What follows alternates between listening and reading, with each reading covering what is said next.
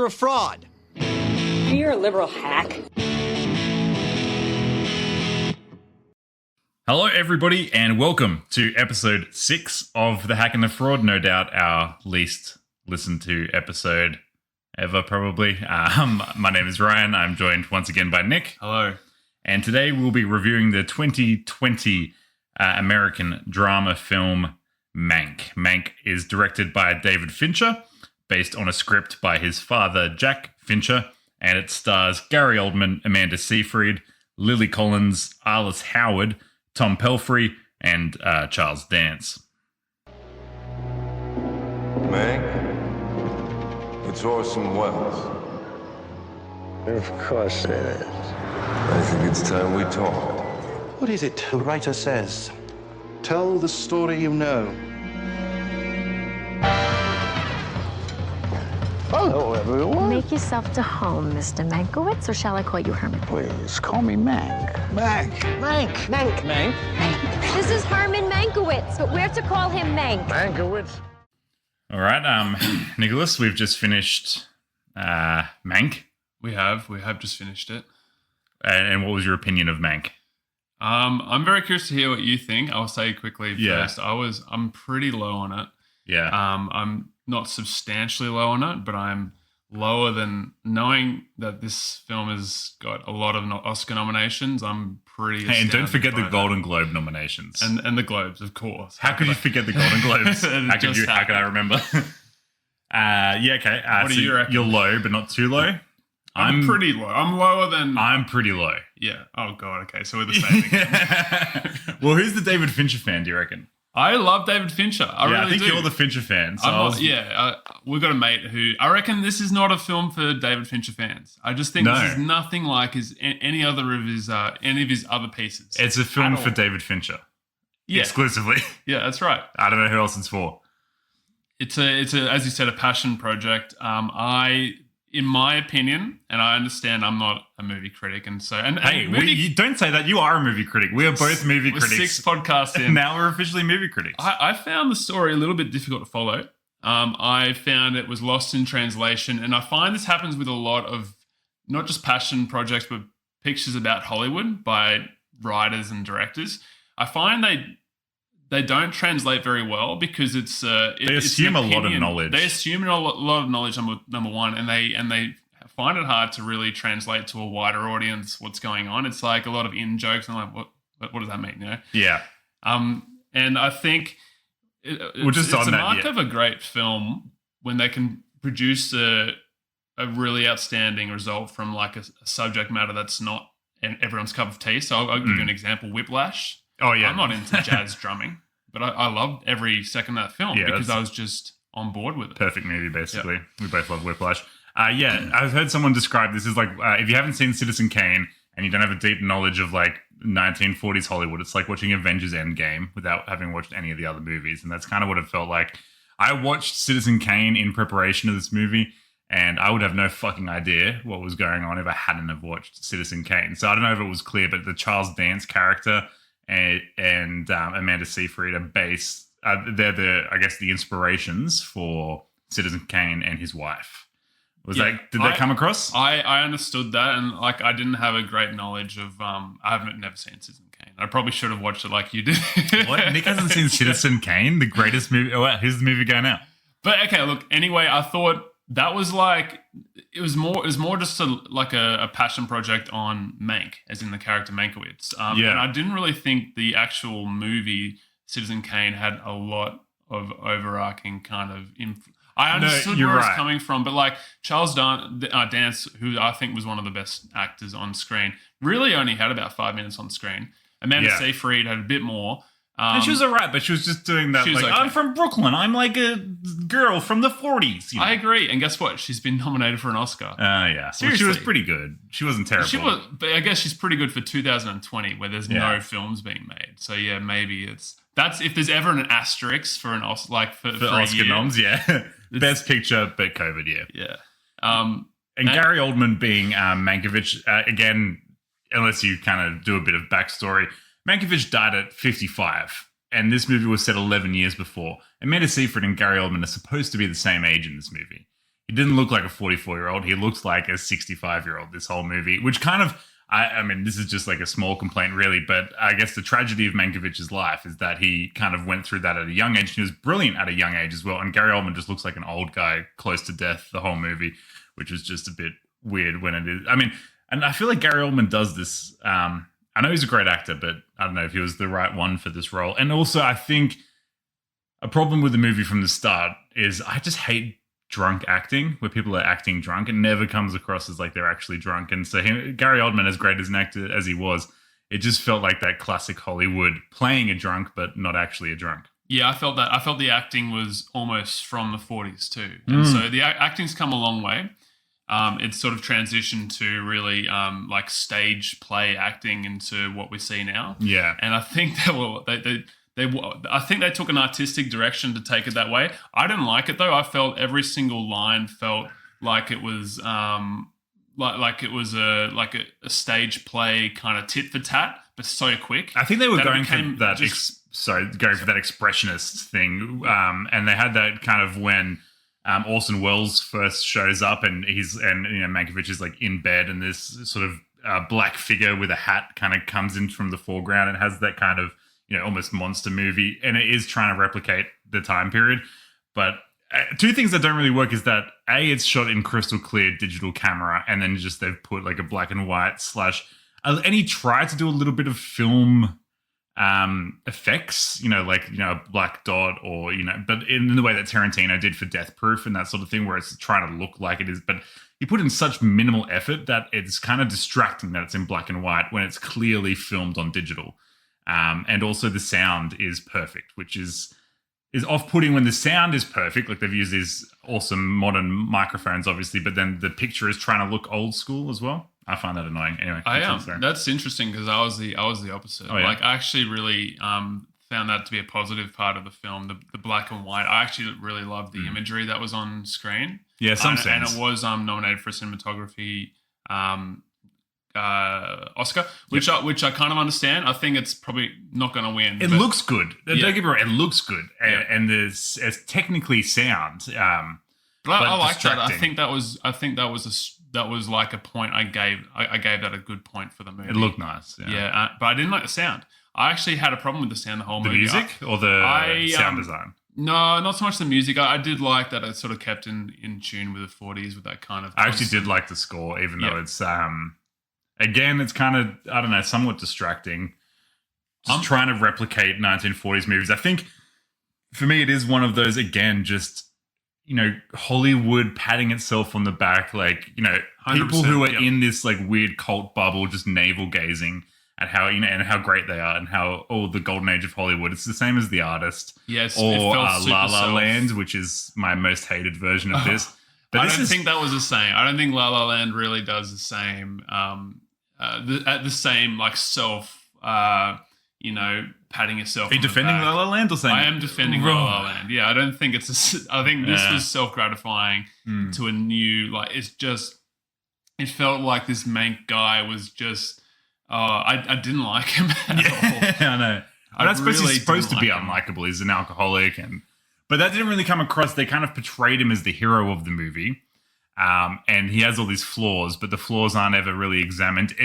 And Jack Fincher, the screenwriter, died in 2003, which means this movie was written before 2003, which possibly explains why they don't examine the Mankiewicz character at all. He is totally like a 90s version of that sort of romantic, alcoholic, smoker, troubled man who everybody loves, despite the fact that he's an awful human being in a lot of ways, the way he like treats his children who don't exist in the movie, or his wife. All those things are kind of glossed over in a way that I don't think they necessarily would be today. Yeah, that wasn't clear. Did he have children? He had two children, yeah. And that was them at the end of the movie. I guess, yeah, that was them at the end, yeah. That was never, like as a biopic, you kind of want to mention some offspring at some point. Yeah, he literally calls them the offspring or the spawn or something like that, yeah. Great dad. Yeah. Look, I wanted to say, the audio for me, I was like, I just didn't feel I don't know, maybe it was a technical problem, but the sound when everyone was talking, it felt like it was kind of getting lost in the background sometimes. Oh yeah, I thought that at the end for sure when he had the big monologue and Charles Yeah. Dance was speaking. Yeah, so and that's right, and essentially like the audio the dialogue was really tiresome. I thought I just thought it was like just like everyone had a line to say and they knew exactly what they're going to say before the guy finished. It wasn't responding to what the guy had just said or the girl had just said. It was like their own little monologues delivered in a group setting, if that makes sense. Like, yeah, and there were a couple of good lines though, but they did feel like just good lines more than anything. Yeah. So yeah, it's actually just a very weak screenplay, and I do appreciate David Fincher finishing his father's passion project. I mean, but he's kind of wasted our time with it as well. I mean, it's brutal, but that's fair. He's wasted our time. It's 200 bit hours. And I'm all about, art doesn't necessarily, I mean, art does need an audience. That's true. And there is certainly an audience for this movie. It's a very niche audience, but it's out there. Yeah. But also, I don't mind somebody making art for art's sake. It's for them. I'm sure David Fincher, this was a cathartic, good thing that he really wanted to do, and he managed to get it made with Netflix. And the virtue of Netflix is, you don't need to sell tickets. It's just, of the 100,000 people in the world that want to see this movie, they'll be able to see this movie. Totally. I reckon you're right. There's just like a niche audience out there. It's just like, these guys don't get it. They just didn't get it. Or something like that. Well, fair enough. Film. Although, I mean, the reviews were very high.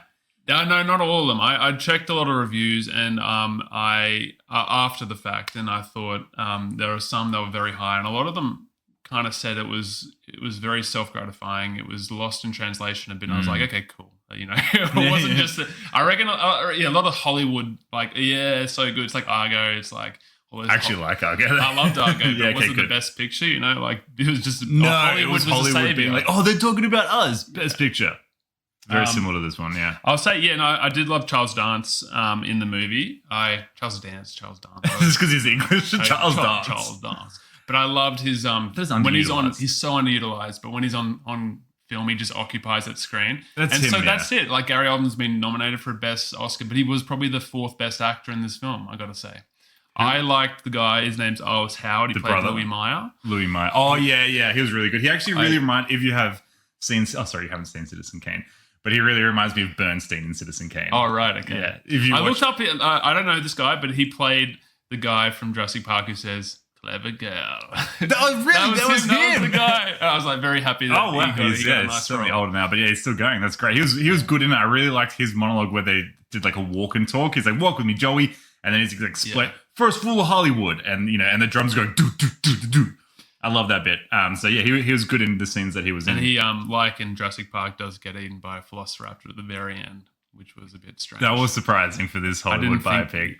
Spoilers, sorry. Sorry, yeah. So Tom Burke, fellow named Tom Burke, played Orson Welles, and I really thought that was great. Good. I loved every minute that he was on screen, and that was 3 minutes. Yeah, that's right. Well, he was. I think they didn't want to have to commit to having Orson Welles in it a lot because that might undermine the sort of grandiosity that we all kind of think of Orson Welles in, and also keeping. I mean, he was. I think they perfectly timed the amount that he was in.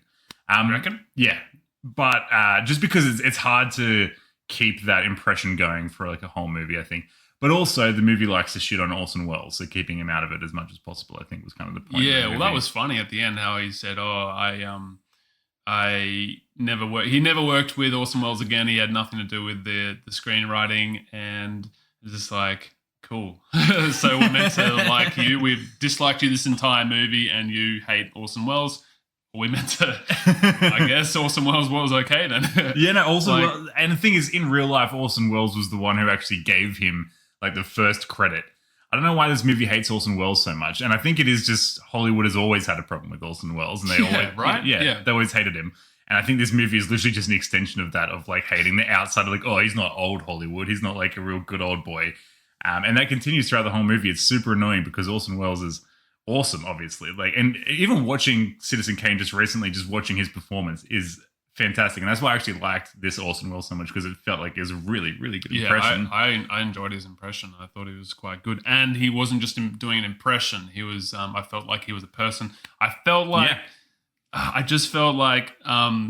What's his name? Bloody. I felt like he was doing an impression the whole time of Gary Mank, Oldman. Gary Oldman. Yeah. And I think if he does get another Oscar, it's more like, because I also had the same problem in The Darkest Hour when he played Winston Churchill. Yeah, which I didn't feel like watch. these are catch-ups. These are catch-up Oscars because he's done such great performances. Like he's really, really versatile. He's done some absolute. He's probably the most versatile actor Yeah. of all time, almost. And Just the range of roles. And they're like, okay, we need to get him an Oscar. It was okay, Winston Churchill. Maybe this one's okay. Here, you got 2 now. And then it goes back. It almost felt like he was phoning it in on this one. He's like an elder Seriously. statesman of Hollywood now, almost. He's now getting the respect that he undoubtedly deserves. But does he really deserve anything for this movie? I don't think so. And this is his latest role. So the culmination of his work so far is this movie. I had it as a noted similarity, the movie that is, to Hail Caesar, in that it was kind of. I thought of that too. Yeah, but I thought that had a good sense of humor the whole time. I feel like did. this if you were to get Like Fincher to describe this movie, it'd be like, oh yeah, it's a bit of a comedy. I was like, where's a comedy? Yeah, like it's I a didn't drama. laugh. I thought it was going to be a comedy because it almost has that style at the start. And then I Wikipedia'd it and it was a drama film. And I was like, oh, so this is just a drama. It feels like it wants to be a comedy almost. I did. I think so. It had moments where they were like, you can tell they were going for funny on-screen moments. But it doesn't have Rafe Fiennes and George Clooney and Alden Ehrenreich. It's got Gary Oldman and Charles Dance. So this is not a funny movie, unfortunately. Which would make it more fun because the movie is fun, but it's not funny, but it's not really fun either. Anyway. Yeah, and the other one was in terms of dialogue, which I thought was like what they were trying to go for with dialogue, and what they didn't quite get was when I really enjoyed The Great Gatsby by Baz Luhrmann. I thought, yeah, I do remember enjoying it. You want to bring up the old L word again? I thought Tobey Maguire was great. I just really like, because it did really capture the 20s, but it also put a really cool spin on it. Yeah, totally. The filmmaking, but I just remember the dialogue being really kind of clear, and it was sort of like, yeah, okay, I can feel that dialogue being realistic. Maybe it wasn't completely realistic for the 20s, but it was a good. It was like, well, the movie invoked, translated well, yeah. Yeah, that's right. It's a translation. The movie invoked the 20s by modernizing it to some degree. It has like Jay-Z songs and stuff in it. Whereas this movie is going exclusively for this is a 1940s movie. Even David Fincher said, I want this to look and feel like a Martin Scorsese movie that's been hiding in the basement for 40 years and gets brought out and restored. He failed in that regard. Yeah, I think that's it. Like, it's like the movie itself. Okay, I get that. So, like, he wants it to feel like a 40s movie, so hence the 1940s acting. So, not just like on. But the that feels screen, unimaginative. Yeah. I know. Yeah, You bringing up The Great Gatsby is a really good point, because I really do like that it takes the Roaring 20s vibe. But if we saw the Roaring 20s now in 2020, we wouldn't go, oh wow, that's so over the top and ostentatious and all those things that we imagine the 1920s to be, because compared to 2020, it's just like, it's weird old folks like in like these mansions and stuff. Like, oh, the war was terrible, but now we're partying, we're dancing. Oh, the women are dancing. They have jobs. That doesn't really work in 2020. So by reimagining it to some degree, you really invoke that feeling. Whereas this movie didn't invoke the feelings that it was aping. It was replicating. It's just trying to essentially be those 1940s movies rather than invoking them. So yeah, okay, that's it. I think that's the problem when you watch Citizen Kane now, is that it's still a great movie, but it's not great in the same way as it was when you watched it in 1940. Right. So you're saying old people would maybe like this film? Yeah, no, maybe of a nicer time. If the World War II's just begun, as well, when was Fincher born? He probably born in the early 60s, so Citizen Kane wasn't that like I can watch a movie from 20 years before my birth and be like, oh great, that's I can at least connect to it to some degree. Whereas I think maybe we're just too far removed. It's probably, yeah. I mean, that's how I felt about Hail Caesar. I was like, Hail Caesar is just, I don't get it, but like I can see the references. why like my parents loved it, and I was like, yeah, that's fair enough. Yeah, the references you would have got, references I didn't get. And I normally love the con. Yeah, we get to a point where it's like, 80s movies or 90s movies. That's what we all see. And we're like, classic, Marty McFly, We will get the same thing. Marty McFly, but maybe Leonardo. I wonder where Leo will sit. Let's just do it now. We're finished with Monk. Let's go. No, we should just keep talking about Leonardo, you forget that he was the Great Gatsby. and he was basically. There's a scene where he comes on screen, and then he goes, "I am the great guy." No, he doesn't say it. But he comes on and he goes, "Cheers, pal," and then the fireworks happen, and that's when the film became. Guess was some kind of. Guess this has come some great Gatsby. Yeah, that GIF is a great moment from the movie where he does the cheers. He doesn't even speak in that bit. Yeah, he doesn't need to. Yeah, because he would ruin it. Hey, show don't tell. Yeah. We do need to watch a Leonardo movie so we can get this out in the open. Yeah. I wonder what his next role. I have seen him in some screenshots, and he's wearing like a beard. Maybe it's set in the 70s. He looks like he's in period costume. Actually, that's a good point. So his last one was Once Upon a Time in Hollywood, Yeah, which was similar in terms. You didn't or didn't? I did. I loved it. But yeah, like they sort of it takes place in the 60s, and That's it right. feels like it's in the 60s. It immerses you in the 60s, but it's still Modern in a way. Modern in a way, because Tarantino, of course, is gonna. Yeah, he's probably the master of like invoking a style and modernizing it so it's relatable to an audience. You watch any of his westerns like Django or The Hateful Eight specifically, and they use a lot of Western tropes. And if you do watch westerns, you get a bit more out of it. But normal people can watch the movie too. I just don't know who. If I hadn't have watched Citizen Kane like last week, I would have no idea what this movie is about. Are you trying to just say I'm like sitting here? I'm clueless. I've got no idea what's happening. It's not that bad. I need subtitles. I need like some context. The positives? Did you like it at all? No, like I said, I really did actually like the style of the movie in terms of the black. I think that's where we kind of disagreed in that. I thought the camera work was quite good. I liked a lot of the shots that he did. Yeah, it could have been in color. Yeah, I mean, we got color for a reason now. That's true. I mean, I don't mind a black and white movie. Some of the performances I really enjoyed. It's just they weren't on camera a lot, and I think Gary Oldman. It's just it's so self-absorbed, this movie. I feel like it's just it's like a big wank job. Yeah, that's what they should call it, wank. Yeah, wank. Yeah. No, so what was it? Oh yeah, no, I think you can get a passion project that work. Like, okay, so another one in terms of just because it's shot in black and white, Roma. That's actually a good black and white movie. Isn't it great? It's just like it's a passion. It's very different to. Oh, is that like Boy in the Striped Pajamas? I hate the Boy in the Striped Pajamas. Everybody, if you like that movie, I just don't know what to say to you. It's like. I like it. What do you say? Oh, like World War II, the Holocaust. What's the saddest thing you could think of? A Nazi child dying. Who gives a fuck? What about Nazi the... That's the climax of the movie is the child of a Nazi dying in the midst of like tens of thousands of Jews dying at the exact same time. You're supposed to feel sad about the Nazi child. That's the thing. It's a tragedy. He wasn't even Jewish. You know what's a tragedy? He wasn't even Jewish. He was the son of a Nazi colonel. Yeah, I know. And then he was like, no, what have we done? Now that is my child. I understand. Yeah. See, it's very poignant. I cannot believe that movie. My God.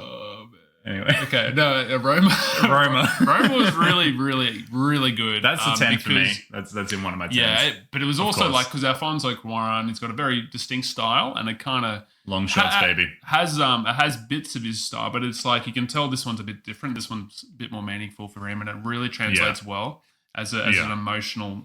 and I don't know anything about 1970s Mexico and the problems that were going on at that time, and the relationship between the indigenous people and how they were more likely to be servants in the household than his family and all those things. I didn't know any of that before going into it, but it still came through because he was able to translate his childhood into a watchable movie that makes sense to me, some random Australian kid born in the 90s, whereas David Fincher has not achieved this.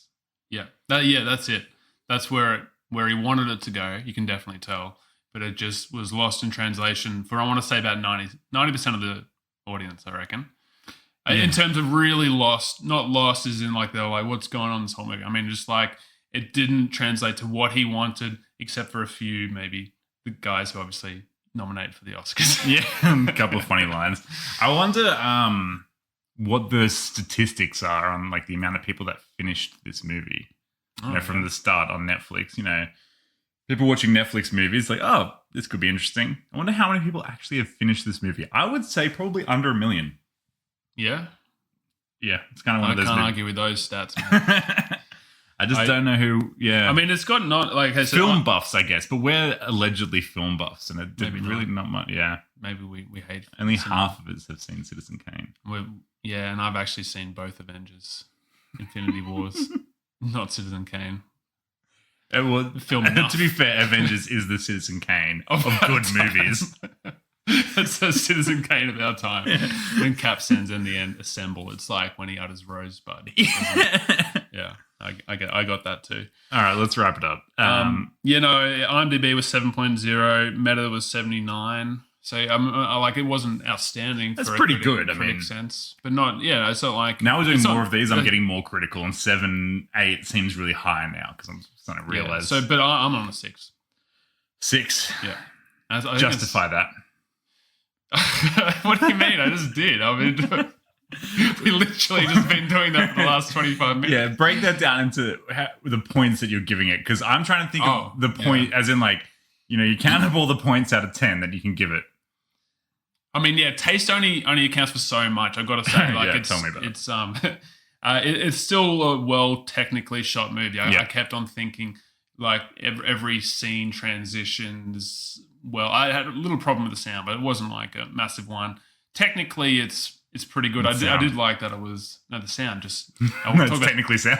Technically sound. Yeah, but the sound except the sound. Technically bad. And some of the performances were really good. Yeah. But yeah, it's a 6. I think it's just lost in translation a lot. I know people will like it. I feel like 6. I can't go higher than a 6. I'm haggling. Can't tempt you. I cannot go higher than a 6. All right.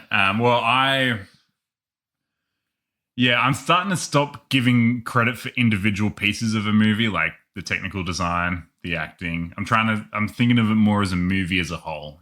This is one full. You don't give a poem marks for its grammar. You give it for the whole thing. So I think I'm on a 4. Yeah, no, fair enough. I'm not going to argue with that. I'm sitting. Try me. A 4. Yeah. And what did you give the Blair Witch Project again? A 10. Yeah. So this is like that does feel harsh. This is times and a half. But that movie had a purpose to it. That movie, it scared me. This movie does not have a purpose. It is for nobody. Made by one guy. Yeah, but it's scary in a different way, and how bad it is. And how it's getting Oscar nominations.